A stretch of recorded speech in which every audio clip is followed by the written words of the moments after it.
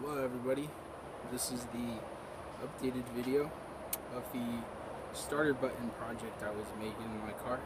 Now I I made this like a few days after I posted the video, but I didn't make a video until about 2 or 3 months later. But this is what I did. So if you remember from the plans, then there's going to be a link on the the video taking you to the original video I made about this project. I said I was going to connect one wire of the push button to the positive battery terminal. Right, you've got your negative over there, and you got your positive. Alright, so this one, sorry, I'm making this on an iPad and it's kind of weird.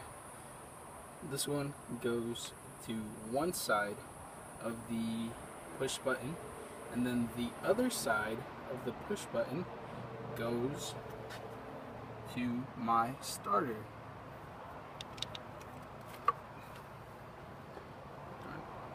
So down there is the solenoid that activates the starter motor. So what I did was I connected it to the S terminal of the solenoid, and if you don't know where yours is at on your solenoid for your car, you could look up the specifications for the solenoid, and it's going to be S or S plus. That's how it's going to read, and then you just locate it on your solenoid and you just hook it up right there. So what I did, let's go back to the battery. You see this red cable? I hooked it up to I don't even know what this is called, but I hooked it up like that, tightened the swing nut down on it, and let's take you inside of the car. There it is. This is my car. Well, the engine on the Suzuki Sidekick. It's a 94 Suzuki Sidekick. I love this thing. It's old, it burns oil, it's a pain in the butt to keep up, but it drives awesome. It gets good gas mileage. It's got 4x4. It's gotten stuck on me 2 times, but that was all driver error. I went into like some really deep mud. It was like 2 or 3 feet deep, and it didn't go anywhere. I had to get it cost me about $200 to get out, but it was horrible. Anyways, so because I did it that way, oh, and it's a mess. My car is a mess. Because I did it that way, let's move this over there. Because, oh, and this is the button, my push start button, right there. Hooked it up right there. I ran the wire through one of the fittings. I'll go back right now. Here, let me go back.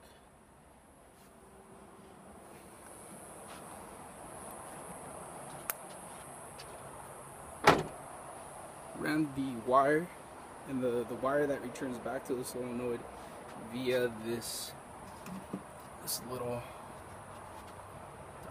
see it, but there's, oh, there it is.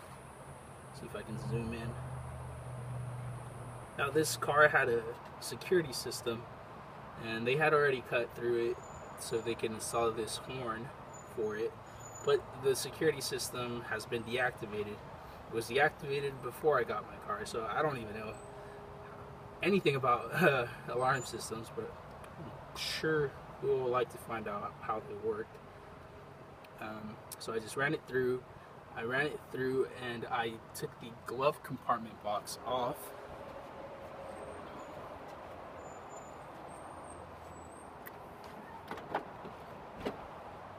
Glove compartment box. Took the sucker off.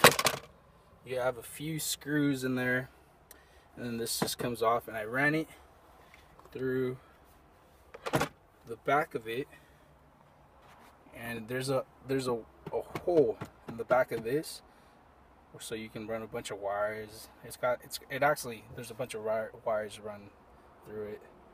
And this I got with my stereo. If this wasn't here, if I didn't buy this a long time ago, there would just be a hole right here missing. So I bought this. It's just like a holder for it, and I made a hole. I actually tried to put it in here, but I actually broke that, so that was a fail. So I made a hole through here, and then it actually comes off. You can twist it off and twist it back on so it can hold on to something. And I made a hole on this plastic, and put it through one side, and then put the nut through this side, and it's held on. So what happens was that what had happened is that my ignition system was failing, and it wouldn't turn on when I cranked it to the start position. So it wouldn't start. It would do this, and it wouldn't run. So because I set the thing up how I did, here, let me put this in neutral first. So what I did was, because I did it the way I did, all I have to do is put the key in to the run position, and then push the button to start it, and then that's it. Here, let me show you.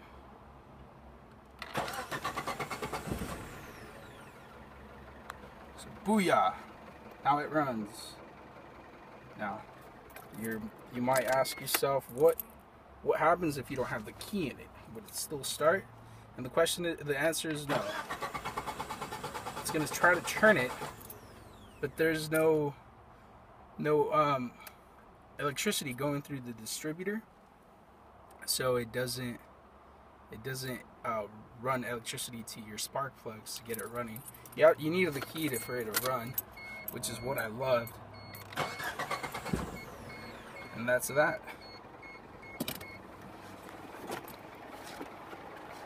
So, and that's basically what I did, and all you do. Little guy's running, shaking. I need to tune this car up. It's been a long time, but it's gotten some needed attention. So I hope you guys have any questions for me, so I could be sure to answer them. And, thank you for watching the video. I just clapped. Make sure to like and comment if you had any questions about what I did or what I said. Thank you for sticking through it. I know it was 7-8 minutes long, but I hope that clarified something about what I did on the last video, which I uploaded on this channel 2 months ago, or maybe even a little bit more. But I will make more videos about what I'm doing to my car, any mods, or when I go down to the drag strip. I'll be taking pictures of cars and videos, so stay tuned, and thank you for your patience. Have a wonderful day.